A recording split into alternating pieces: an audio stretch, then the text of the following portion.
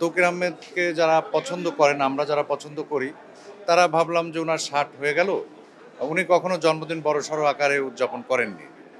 তো আমরা কি শুধু কেক কেটে করব নাকি হচ্ছে অন্যভাবে ভাবতে পারি? আমার মনে হয় আমরা আলোচনা করলাম যে আমরা একটু অন্যভাবে ভাবি। যে শিল্পী তো কাজ দিয়েই দর্শকের কাছে গ্রহণযোগ্য হয়, জনপ্রিয় হয়। তো তৌকির আহমেদের আমরা দেখলাম যে ৭টি চলচ্চিত্র আমরা ইতিমধ্যে দেখেছি। উনি নির্মাণ করেছেন, ৪টি মঞ্চনাটক নির্দেশনা দিয়েছেন, অসংখ্য টেলিভিশন চলচ্চিত্রে উনি অভিনয় করেছেন। তাহলে যে একজন শিল্পীর জীবনে এতগুলো পথ চলা, পাশাপাশি আমরা এটাও দেখেছি যে সাংগঠনিক কাজ করতে এসে তৌকির আহমেদ সাংগঠনিকভাবে অনেক সক্রিয় ছিলেন। থিয়েটার যেমন করেছেন, তেমনি অভিনয় শিল্পী সংঘের প্রতিষ্ঠাতা সাধারণ সম্পাদক তিনি। তো সুতরাং উনি প্রত্যেকটা ক্ষেত্রে যেখানে যেখানে তার পদচারণা ছিল, প্রত্যেকটা জায়গায় উনি সফল। সুতরাং শুধু তার ৬০তম জন্মদিন উদযাপন না করে আমরা যদি তার কাজগুলোকে নিয়ে একসাথে কাজগুলোকেও আমরা উদযাপন করি, তাহলে সেই সম্মানটা বেশি জানানো হবে। সেখান থেকেই আমরা ভাবতে ভাবতে শিরোনাম তৈরি করলাম ৬ দশক পেরিয়ে তৌকির আহমেদ এবং আমাদের সংস্কৃতি ও শিল্পীর দায়। তো এখানে উনি যে কাজগুলো করেছেন সেগুলো আমাদের দেশের সংস্কৃতিতে অনেক প্রভাব রেখেছে।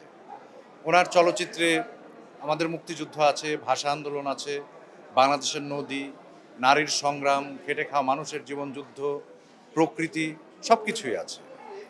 তো আমরা সেই আলোচনাটাই আজকে তুলেছিলাম। সেই অনুষ্ঠানটাই গেল যে যেখানে তার কাজগুলোকে নিয়ে আলোচনা হয়েছে এবং আমাদের বাংলাদেশের সংস্কৃতিতে সেগুলো কিভাবে প্রভাব ফেলেছে এবং এই সংস্কৃতির বিকাশে তার অবদানগুলো কি আছে। তাতে আজকে অনেক জ্যেষ্ঠ শিল্পীরা এসেছিলেন। তারা খুবই এই বিষয়টাতে আলোচনা করতে গিয়ে দেখা গেছে যে না, শিল্পীর কাজের পাশাপাশি যে শিল্পীর ব্যক্তিগত চর্চা হয় বেশি। একজন শিল্পীকে নিয়ে ব্যক্তিগত চর্চা করে তার কাজের চর্চার চেয়ে যখন ব্যক্তিগত চর্চা বেশি হয়ে যায়, সেটাও মানুষ বিনোদন হিসেবে নেয়। কিন্তু ব্যক্তিগত চর্চার চেয়ে শিল্পীর কাজটাই বড়। সেই কাজগুলোকে নিয়ে আজকে আমরা উদযাপন করেছি এবং সে কারণেই আজকে তৌকির আহমেদের ৬ দশক পেরিয়ে আমাদের সংস্কৃত শিল্পীর দায় অনুষ্ঠানটা আমরা সম্পন্ন করছি। উনি মেধাবী মানুষ, মেধাবী শিল্পী। উনি যখন অভিনয় করেন মনে হয় যে না, উনি তো একদম ঠিকঠাক অভিনয় করছেন, ভালো অভিনয় করছেন। উনি যখন নির্মাণ করতে যান, নির্দেশনা দেন, ওনার নির্দেশনায় আমি যেমন ব্যক্তিগতভাবে ওনার প্রথম চলচ্চিত্রে জয়যাত্রা একটা গুরুত্বপূর্ণ আলী মাঝি চরিত্রে অভিনয় করেছি।